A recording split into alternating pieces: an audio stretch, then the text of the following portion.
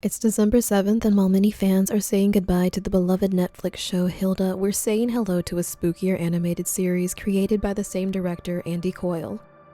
If you like the aesthetic of Hilda but love the spooky vibes that you get from shows like The Haunting Hour, Goosebumps, and Are You Afraid of the Dark, then this series just might be the thing for you.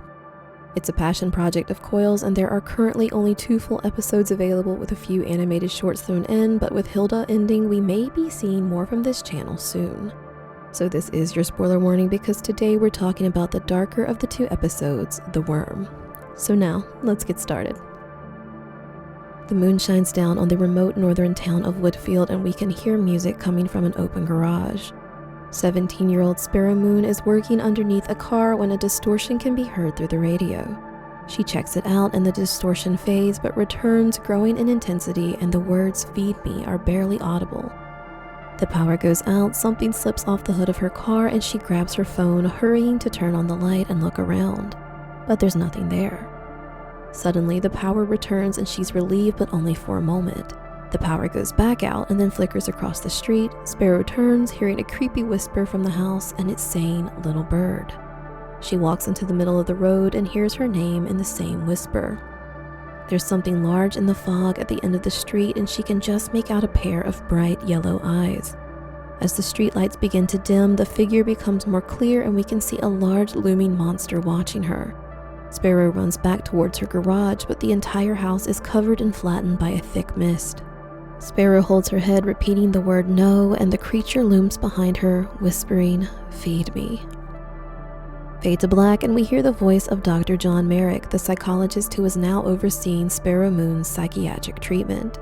Now, this is the part of the episode where the animation is less frequent, and the creators have chosen to use keyframes and subtly animate these to still provide a visual while saving time on the entire production. To animate every single scene would have taken a lot longer, and so the trade-off is less movement but quicker access to the story. We see snow drifting down and what appears to be a psychiatric hospital, and Dr. Merrick recalls his first encounter with Sparrow. We learn that she's done something monstrous, and Merrick thought that she'd be uncontrollable, but instead she's small, quiet, and guarded. He goes on to say that she was the last surviving member of the Woodfield Five, who were a group of kids that all suffered a series of unexplained and violent mental breaks, calling this an unheard-of case of shared psychosis. He talks about her childhood and how her mother was once part of a spiritual commune but left it and remarried when Sparrow was young. But other than that, Sparrow was your average, everyday teenager. During this scene, there is a lot to take in on his desk, and I think this was a good choice by the animation team to offer some clues of what happened without fully going in depth with more narration, because the use of the keyframes is a bit limiting with showing versus telling. There's a picture of the Woodfield Five, and once you realize what's happened, you're staring at the friends that Sparrow murdered. The newspaper beneath the photo headlines the story, explaining that it was an apparent murder-suicide attempt. The 4 teens were found dead along with one unidentifiable male, and it makes you wonder at first, who is this man? There's also a file listing August McLean as Sparrow's caseworker for juvenile corrections and a sticky note with 2 phobias written down. There's the fear of broken glass and the fear of falling asleep. Sparrow's initial evaluation is also on the desk, listing depression, generalized anxiety, and PTSD as her diagnoses. She's been harming herself by evidence of the scratches on her arm, has experienced sleep disturbances, and rarely sleeps. Over the first few weeks, Sparrow doesn't cooperate with Merrick, refusing to say anything about what happened. Merrick is becoming more attached to her though, and curious about the case, because aside from her high blood pressure, she was physically healthy, but whatever is going on with her is worsening. The weeks turn to months, and Merrick is running out of time. The courts want proof that Sparrow was improving, or she would be transferred to an isolated psychiatric ward. He could allow this to happen, let another psychiatric team work with her, but his curiosity has gotten the better of him, and he's determined to solve Sparrow's case. So he resorts to an outdated and frowned upon method of getting the information out of her. Using a drug called sodium pentothal, Using a drug called sodium pentothal, he puts Sparrow in a suggestive, almost half-dream state so that she is less anxious and more likely to explain what happened. And it seems like he didn't explain what was being given to her because she realizes something is wrong when they begin their session. Her breathing becomes rapid and shallow, her eyes dart back and forth, and she tells him about the mist that has entered the room. The mist that only she can see. The voice in the mist is calling to her, calling her little bird, the name that the old man used to call her. But the voice wasn't his, but rather something else. The voice belongs to a creature she calls the worm, and it takes things from its victims and grows, adding what it takes from you to what it's taken from others, eating you from the inside. Having more questions than answers and failing to discover the full truth, Merrick destroys the case notes of the sodium pentothal session. God, that's such a hard word to say. And later that night begins to have a strange dream. Sparrow is in the dream, and he chases after her until her body turns to mist that rushes towards him. He tries to run away, but the floor liquefies underneath his feet and he finds himself sinking.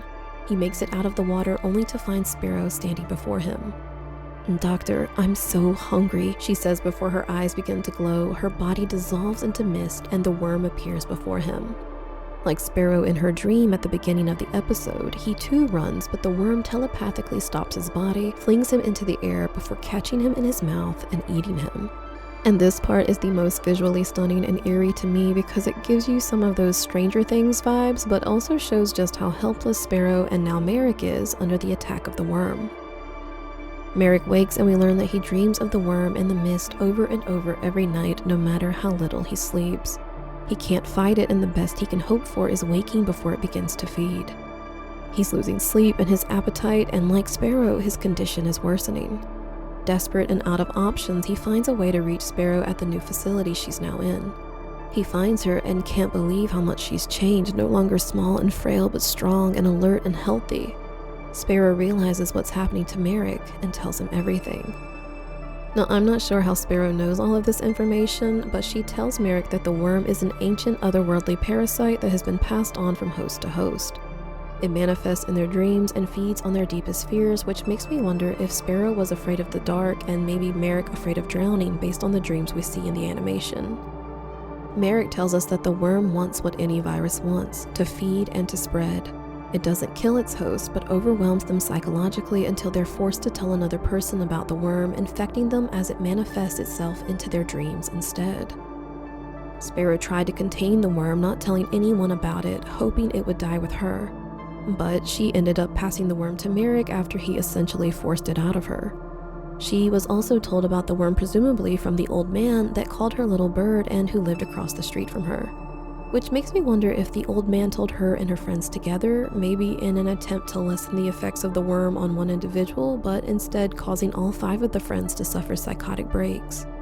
It's not explicitly stated, but it seems like Sparrow murdered her friends and then attempted to take her own life so that the nightmare of the worm would end. But was the unidentifiable male the old man? I wouldn't think so, because he would then be free of the worm after telling the kids, but if Sparrow didn't know that's how you rid yourself of it, she could have thought the old man was also still infected and killed him too.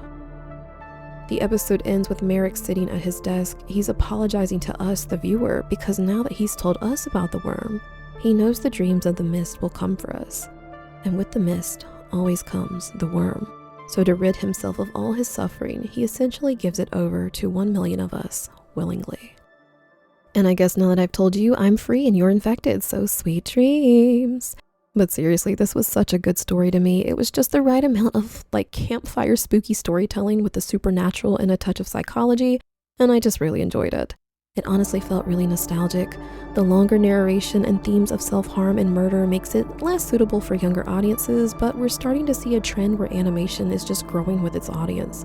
Take Fiona and Cake, for example, which presents its dark and mature themes more obviously than its predecessor Adventure Time, which was still trying to appeal to a younger viewer base. It seems like Andy Coyle is stepping away from the quaint fantasy of Hilda for more spooky stories, and I am here for it. So if you liked this video, definitely go to Don't Walk Home Alone After Dark and show them some support. Don't forget to like, comment, and subscribe to my channel. Let me know if you want to see more videos like this from me in the future, and as always, thanks for watching.